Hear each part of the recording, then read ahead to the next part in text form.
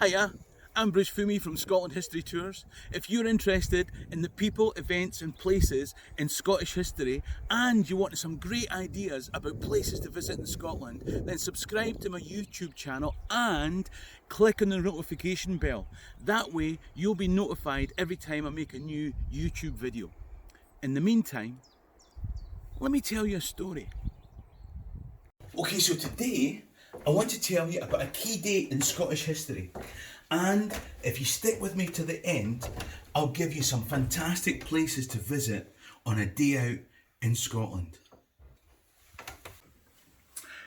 Today is the 25th of April. Now, a lot of you probably don't realise what a significant date that was in Scottish history. So let me tell you a story about the events leading up to it. Remember when you were young? I don't know if you shared a bedroom with a brother and sister, but imagine you were a 9-year-old boy. A wee 9-year-old boy. You're the eldest in the family and you share a bedroom with your two younger brothers.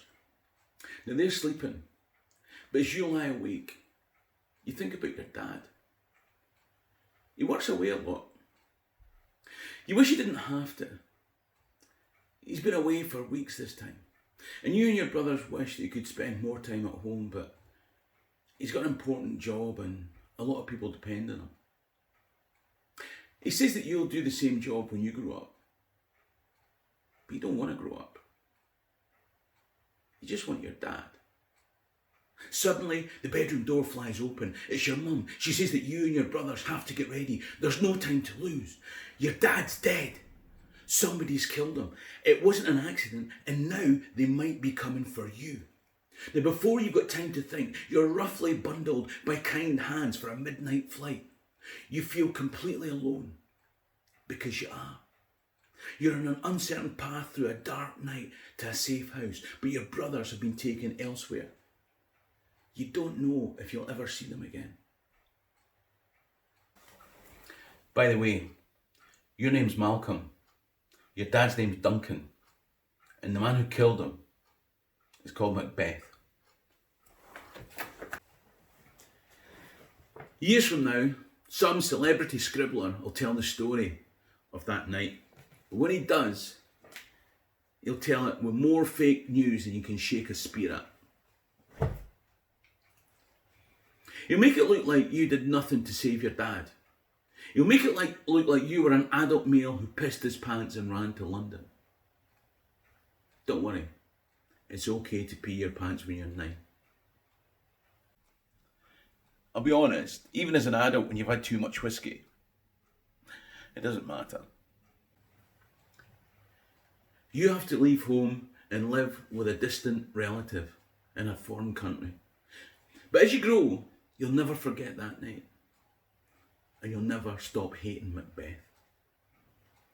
You count the days until you kill him. And you become king, just like your dad. When you're 14, your granddad, Crinan, Abbot of Dunkeld, gets up a force to try and avenge the family. But Macbeth kills him as well. And as you grow to maturity, you grow stronger. And Macbeth grows older. The problem is that the Scottish people don't share your hatred of Macbeth. You need the Scottish people to turn against Macbeth. But they won't. Unless Edward the Confessor, King of England, he'll give you an army.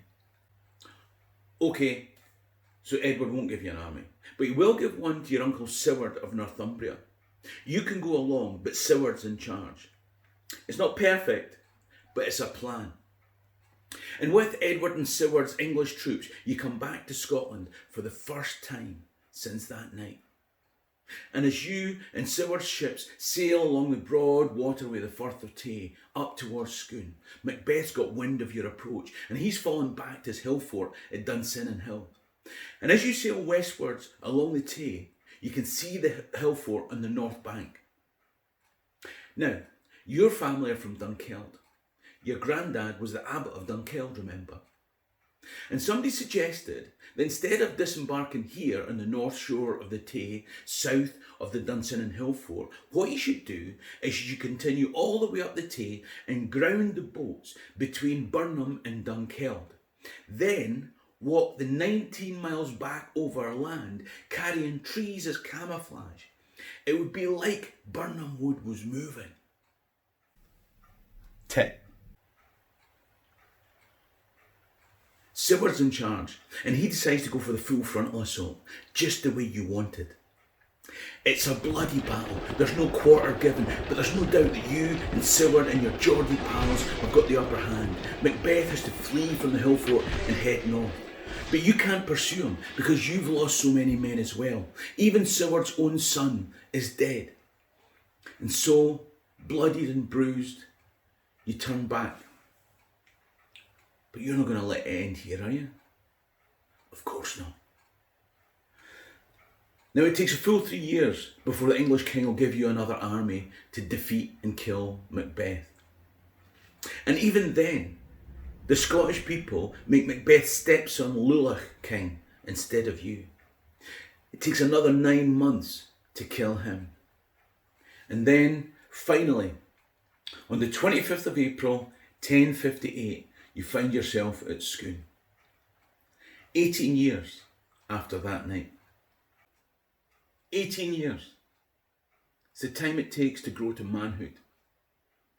And now you stand on Moot Hill with the bards reading out your ancestral lineage all the way back to Princess Scota, the founder of the nation. Your reign won't be short like your dad's. And you're going to make sure that the name of Macbeth is associated with hatred, dishonour and bloodshed. Maybe that 17th century scribbler will come in handy after all. Now that was a date that changed the life of Scotland. At the time, people didn't realise by just how much. But then again, they seldom do. But that's a story for another day. I will be telling more stories in the life of Malcom Canmore, Malcolm III of Scotland. In the meantime, places to go. By the way, I hope you enjoyed that wee story. Please like and share the story. Give me your comments below and subscribe to the YouTube channel Scotland History Tours. Tell your pals to do the same. And of course, click on that bell to make sure you're notified of other videos. In the meantime, what would you do in a beautiful day out in Scotland? You can start the day with a visit to Scone Palace, the inauguration site of Scottish kings. Now, it's about 14 quid if you want to go in and go round the palace. It's about 9 quid if you just want to enjoy the grounds. But even the grounds themselves are great. You can stand on Moot Hill where Malcom Canmore, Malcolm III of Scotland, was inaugurated. You can go round the maze. They've got one of these hedge mazes, okay? And you can photograph the peacocks. It's beautiful. And after that, why not go into the cafe and have some beautiful homemade cream scones? 14 quid to get into the palace, 9 quid just to enjoy the grounds. Spectacular way to start your day out. And then after that, then you can head up the A9 to visit Dunkeld Cathedral.